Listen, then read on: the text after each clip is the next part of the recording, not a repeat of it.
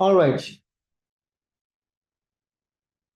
The task we are going to discuss is the task one for the GT. और इसके पहले कुछ instructions की बात कर लेते हैं, फिर हम इसको डिस्कस कर लेते हैं. My dear friends, this is known as the prompt, जिसके अंदर क्वेश्चन और इंस्ट्रक्शंस दोनों शामिल हैं. क्वेश्चन हमेशा या तो बोल्ड कर देते हैं या इसको अगेन मार्जिन्स के अंदर करते हैं. बाकी इसमें इंस्ट्रक्शंस लिखी हैं. When it says you should spend 20 minutes on this task, this is a suggestion. ये मैंडेटरी नहीं कि आपने 20 मिनट्स से स्पेंड करने हैं. आप चाहें तो 20 मिनट्स में कर लें, 22 मिनट्स में कर लें, 15 मिनट्स में कर लें, क्योंकि आपको राइटिंग पेपर में दो क्वेश्चंस मिलते हैं, task one and task two, दोनों ही करने होते हैं. मगर 20 minutes is enough time to do it. Target हम ये सेट करेंगे. हाँ, चेक जो लगा वो ये है कि आपने इस पे 150 वर्ड्स लास्ट में लिखने हैं. If you go less than 150 words तो नंबर कटिंग की जो है ना वो चीज ऐड हो जाती है. So make sure whenever you are writing you at least write 150 words. इसमें हमने लिखना हमेशा लेटर होता है. लेटर की अच्छी बात यह कि इसमें आपसे वो कोई भी एड्रेसेस नहीं लिखवाते. या आपसे नहीं कहते डेट लिखें, एड्रेस लिखें, इस तरह की कोई चीज़ नहीं आती. सिंपल ग्रीटिंग से लेटर को स्टार्ट करवा देते हैं आपसे. सो ये उन्होंने मेंशन किया, इसलिए हम इसको नहीं लिखेंगे. तीसरा, उन्होंने लेटर को स्टार्ट करने का एक वे दिया होता है. जैसे उन्होंने लिखा हुआ डियर और आगे उन्होंने इलिप्सिस डाल दी, मींस टू बी कंटिन्यू. इसका मतलब है कि आपने ग्रीटिंग से स्टार्ट करना है. That's what they are trying to tell you कि उन्होंने एड्रेस वाली बात माइनस की है. अब आ जाते हैं क्वेश्चन इटसेल्फ पे. अगर हम क्वेश्चन की बात करें तो क्वेश्चन में हमेशा वो आपको एक सिनेरियो देंगे और उस सिनेरियो पे आपने बात क्या करनी है आइडियाज आपको पहले से दे देंगे. आप ये कह सकते हैं कि इसमें आइडिया जनरेशन इतना मेन फोकस नहीं होता. Idea expansion is the main focus. For example, यहां पे लिखा है जी, you play a team sport with some friends. Last week a member of the team had an accident and wasn't able to play with you at the weekend. You decide to write to him in hospital telling him about the match. Write a letter to your friend. अब इसके अंदर उन्होंने एक situation create कर दी है. आपका दोस्त है, उसका एक्सीडेंट हुआ है एंड इज इन हॉस्पिटल. अब आपको उन्होंने कहा जी एक लेटर लिख दें. अब लिखना के वो भी वो खुद बता रहे हैं. वो कहते रहे हैं जी, tell him which team won. अब ये आपकी मर्जी है, अपनी टीम को जिता दें लिखते हुए या ऑपोजिट टीम को जिता दें, मगर आपने बताना जरूर है कि जीता कौन है.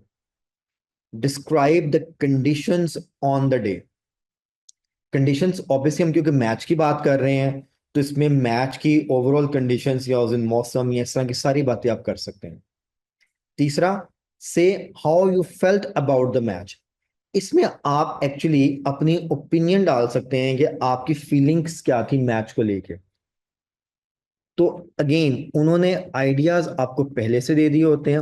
What you need to do is you need to expand on the ideas.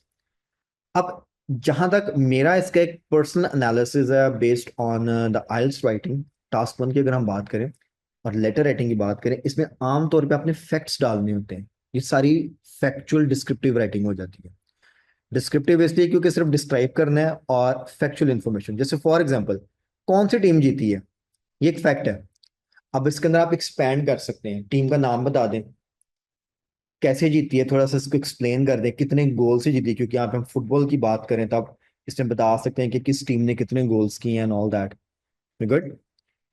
Football की बात की नहीं, इसमें आपने टीम स्पोर्ट की बात, क्योंकि वो आंसर फुटबॉल पे हमने लिखा है इसलिए वो मेरे मुंह से फुटबॉल निकला है. तो टीम स्पोर्ट कोई भी जिसके अंदर सिंगल प्लेयर नहीं मल्टीपल प्लेयर्स काम कर रहे हैं, आप कोई भी इसमें बता सकते हो. उसमें पॉइंट्स गेमिंग है, गोल्स गेमिंग है, आप उसका जिक्र कर सकते हैं.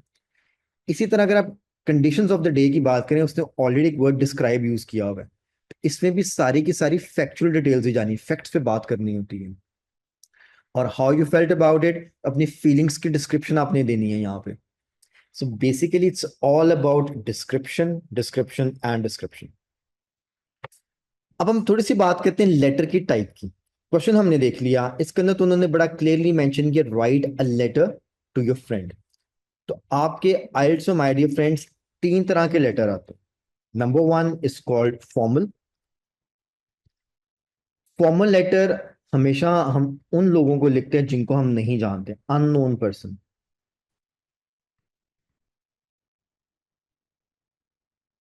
और आइल्स के पेपर में इसका टिपिकल स्टार्ट होता है हमेशा, जहां पे लिखे ना begin your letter as follows, यहाँ पे वो लिखते हैं डियर सर स्लैश मैडम। तो जब भी आपके लेटर में लिखा था ना डियर सर मैडम, और ऊपर लिखा होता है राइट अ लेटर, किसी को भी ऊपर वो ऑप्शन दे सकते हैं, to the manager, to maybe some accountant, और maybe to an officer. तो डियर सर मैडम आ गया, 100% इज अ फॉर्मल लेटर। एक आपका लेटर होता है उसको हम बोलते हैं semi formal.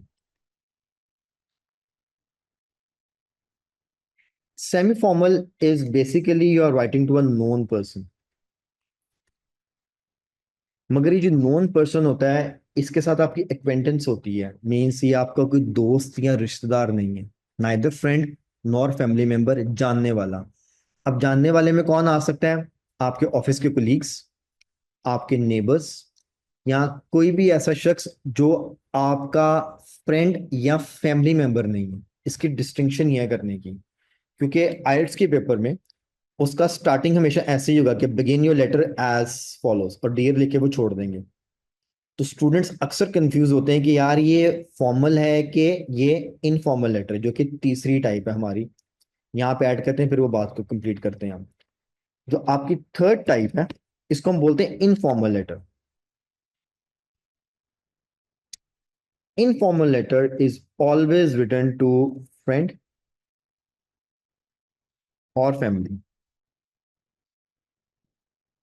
So my dear friends, अगर आपके लेटर में आता है राइट अ लेटर और नीचे लिखा था begin your letter as follows और डियर सर मैडम आता है, तो वो 100% फॉर्मल है।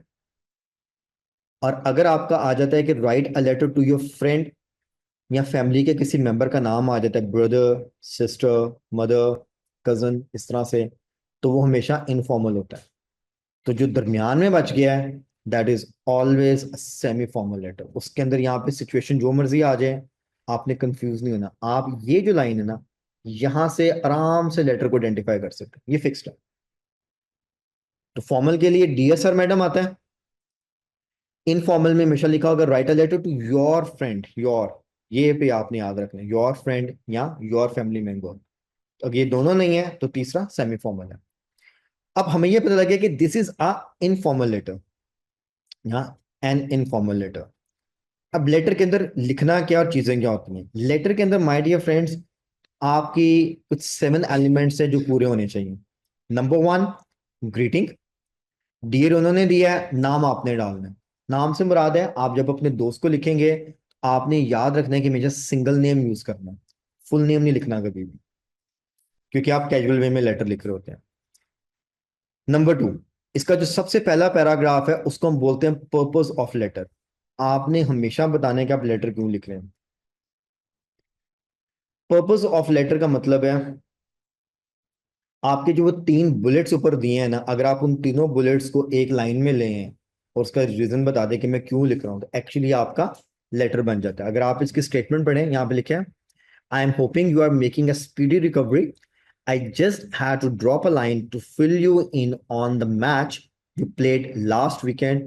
You have probably been itching to hear all about it. इसके अंदर बेसिकली आप देखिए तो वो जो तीनों बातें हैं वो ऑलमोस्ट कवर हैं, कि मैं आपको मैच के बारे में बताना चाह रहा हूँ और उसकी सारी सिचुएशंस बताना चाह रहा हूँ। तो वो लाइंस एज इट इज नहीं लिखते। अब बात करते हैं यहाँ पे थोड़ी सी हाई और लो बैंड की। If you are seeking a very high band, तो ऑब्वियसली आप उसको पैराफ्रेज करके लिख दें, मीन्स उनका जिक्र आना चाहिए मगर सेम वर्डिंग ना हो।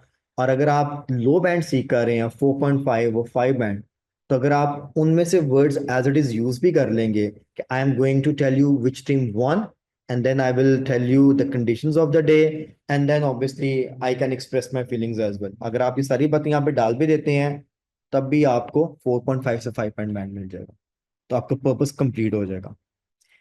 Then we have the third thing, जो कि हमारे अब बुलेट स्टार्ट होते हैं, नंबर 3, 4 और 5। ये मैं जैसे लिख रहा हूँ, ये मेरी राइटिंग ऐसी आएगी।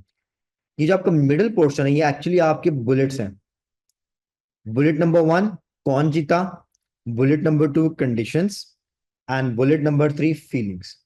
आपने इसकी तरतीब सेम रखनी है, आपने इसकी तरतीब को आउट नहीं करना। हर बुलेट को separate separate one one paragraph में डालते जाना है। तो ये आपके बॉडी ऑफ द पैराग्राफ या बॉडी ऑफ द लेटर तैयार हो जाता है। इसके अंदर अगर आप पढ़ेंगे तो सब कुछ आपका कह लें कि वो है फैक्चुअल इंफॉर्मेशन गई हुई है। अब क्योंकि ये इनफॉर्मल लेटर है, इसके अंदर हम स्लैंग्स यूज कर सकते हैं, इसके अंदर हम कॉन्ट्रैक्शंस यूज कर सकते हैं, क्योंकि इनफॉर्मल लेटर की रिक्वायरमेंट्स होती हैं, मगर फॉर्मल और सेमी फॉर्मल में हम नहीं कर सकते, जैसे wasn't, didn't, your, इस तरह की चीजें हमने यूज की हुई हैं। So that's what you can use it. उसके बाद जो इसमें सिक्स एलिमेंट होता है उसको हम बोलते हैं क्लोजिंग स्टेटमेंट। ये लेटर टू लेटर वेरी करती है। लेटर टू लेटर कैसे वेरी कर रही है? क्योंकि यहाँ पर हम अपने दोस्त को एक तो हालचाल पूछ रहे हैं और एट द सेम टाइम हम उसको बता रहे हैं कि मैच का क्या हुआ। तो जैसे यहाँ पे लिखा है take care of yourself, क्योंकि वो हॉस्पिटल में है, and I am dying to catch up properly, means के तुमसे मिलना जो है वो दिल कर रहा है बहुत ज्यादा मिलने का, यहाँ चीजों को दोबारा से हमें डिस्कस करने का। I am dying to catch up properly. And then finally you have the sign off, जो सेवंथ चीज है। इसके अंदर हम प्रॉपरली लाइक साइन ऑफ जिसको बोलते हैं, जैसे फॉर्मल लेटर में हम बोलते हैं योर्स फेथफुली, और जो सेमी फॉर्मल है उसके अंदर हम योर्स सिंसियरली पे एंड करते हैं, और इनफॉर्मल में हम कुछ भी एंड कर सकते हैं डिपेंडिंग अपॉन कि हम दोस्त को लिख रहे हैं, फैमिली मेंबर को लिख रहे हैं। तो यहाँ पे दोस्त को लिखा है बेस्ट रिगार्ड्स पे लिख सकते हैं, ऑल द बेस्ट पे लिख सकते हैं, दैट वेरीज। और नीचे एंड पे आपने नाम लिखना होता है, चाहे तो अपना नाम लिख दें या कोई भी नाम लिख दें, क्योंकि आप एक इनफॉर्मल लेटर लिख रहे हो तो नाम आपने सिंगल लिखना होता है। तो अगर आप लेफ्ट साइड पे देखें तो आपकी 7 एलिमेंट्स पूरे हो रहे हैं। तो ये 7 चीजें हैं जो लेटर में पूरी करनी होती है आपने, that is the main thing, जिसके अंदर सबसे पहले ग्रीटिंग, और लास्ट में साइन ऑफ है, दरमियान में आपकी 3 बुलेट्स हैं, एक पर्पस का पैराग्राफ और एक क्लोजिंग स्टेटमेंट है। If you do all this things, high end पे लिख रहे हैं, obviously we are seeking for the high band, और अगर आप इसको नॉर्मल नॉर्मल वोकैब के साथ लिख देते हैं मगर चीजें पूरी करते हैं, we are good to go for the 5 and 5.5 band. आखिरी बात, एक आपके जो मिडिल पोर्शन के पैराग्राफ्स हैं, कोशिश करें अगर आप 7+ बैंड को सीख कर रहे हैं तो इसमें 45 से 50 वर्ड्स ऐड करें, ताकि आपका मिडिल पोर्शन या बुलेट्स 150 वर्ड्स ये कवर करे और बाकी की चीजें मिला के आपके 180 190 वर्ड्स तक चले जाएंगे। और अगर आप लो बैंड सीख रहे हैं, फॉर एग्जांपल 4.55 बैंड, तो फिर जो मेन बुलेट्स है कम से कम उसमें 30 से 40 वर्ड जरूर ऐड करें, क्योंकि ये आपका मेन कंटेंट है, इस पे एक्सप्लेनेशन आ जाएगी। We are good to go to get this score. जी my dear friends, so this is all about the informal letter. अगर कोई क्वेश्चन है तो वो बताएं।